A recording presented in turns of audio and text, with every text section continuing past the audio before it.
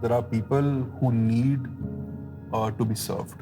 There are a huge population which is downtrodden, to say that they don't have access to things.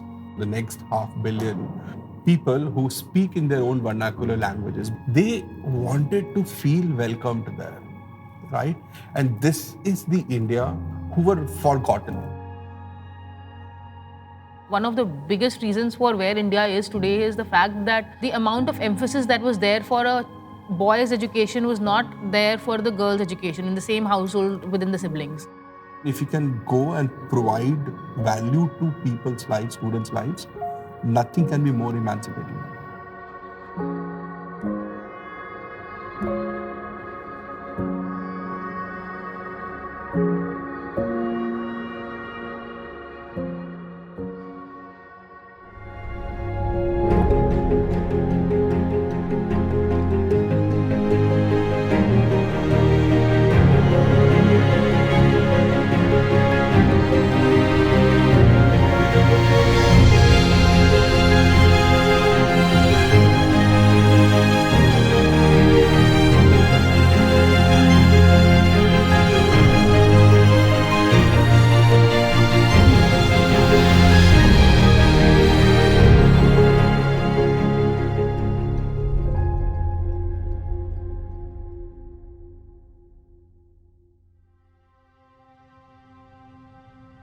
I spent first few years of my life in my village in Bihar. Until grade 6, when I was studying, I was in a Hindi medium Bihar board school. I could speak in pure Hindi. I would go to my mom and tell her I need 6 rupees because I have to drink Sheetal Pay. And that alarmed my parents. Iska kuch nahi ho sakta because he does not know how to speak even a single line or sentence in English. So they put me in a boarding school where speaking in Hindi was a so-called crime. So first 1 year of my boarding school life, I did not speak at all. From there, I did well in studies. I came to Delhi, my worldview expanded further. It was not just about not having privileges. It was also coming from a state which was crime infested. I still can't stand yellow lights, but because that reminds me of Bihar, we could not light up a tube light because we never had that voltage. It has left a scar in our psyche that I can't stand it. We got married in December 2008. In February 2009, we met with a very serious accident. And given the injury that I had, I could not take up any job which was too physically intensive. And we had to shut down our first venture. We needed to kind of somehow run the house as well. When I was not making, Tanushi was running the house, so you'll have to hear कि तुम्हारी बीवी तुम्हारा घर चलाती है and things like that, the regular Indian affair. Thankfully, we are wired in a way where we don't think too much about what is happening around us, what people are talking about it, and we continue doing what we had to do at that point of time. I know in my family, at least before I did what I did, people would have not appreciated a lot in terms of a girl being full-time working. They feel that, the house is not kept well if the girl is working. The kids are not taken care of if the girl is working. The khana that is served is not good if the girl is working. The house is definitely not prim and proper if the girl is working.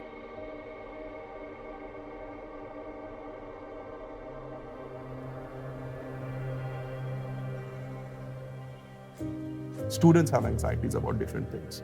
The first anxiety, obviously because of the peer pressure, parental pressure, is about marks and your grades. DOUBTNUT takes care of the doubts of the student. DOUBTNUT is student first, vernacular first, mobile first, and tech first education company. Populations in Delhi, Bombay, Bangalore are very dense, which means that you can actually reach them physically. For this population, actually for the economics to make sense, the best way to reach them or the best way to get them to engage is to reach them digitally. The biggest hook is doubt solving. Students click the picture of a question and get a video solution immediately. There are almost 2 million questions being answered every day on DOUBTNUT.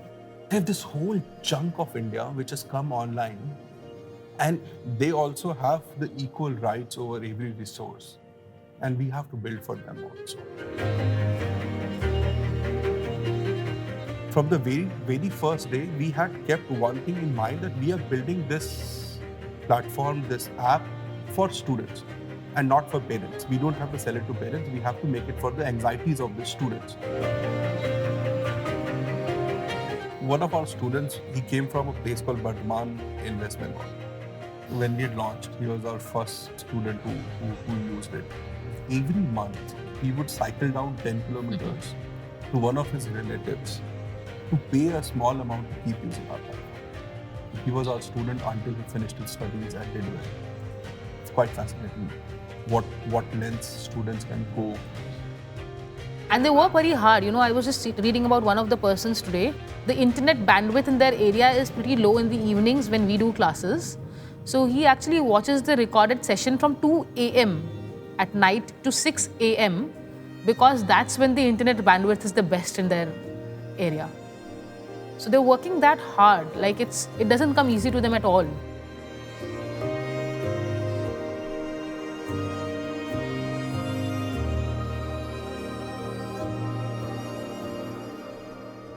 Until 1.5 years back or until 2 years back, the percentage of girls on our app was only 10%. We realized that there is a taboo associated with females using phones. That also thankfully has been changing. The percentage of females now is 30%. It is extremely important for the development of a nation for the female population to work, and we're losing out on that.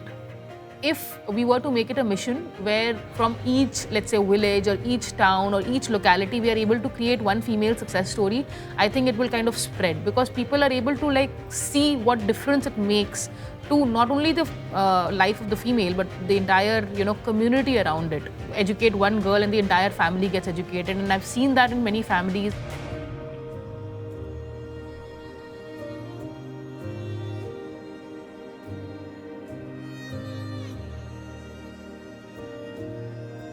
When we started, majority of education which was online in India was English. These people who we call next half billion Hindi speaking or other vernacular language speaking people also came online. Education companies then were not geared to solve for the comfort of these people who had come online. So we made all our content in what we call conversational Hindi.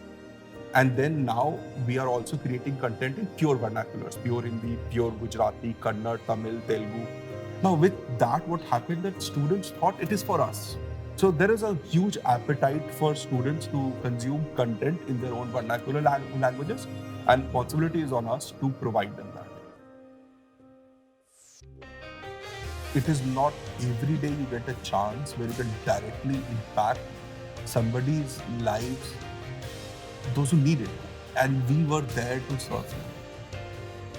Social impact is something which will not come easy in a country like ours, right? Things have to be built. People like us have to build it.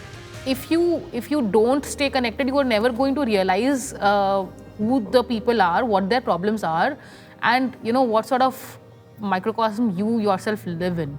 Because we are solving for the next half billion, the scale is massive. There is no way we can solve for it without using technology.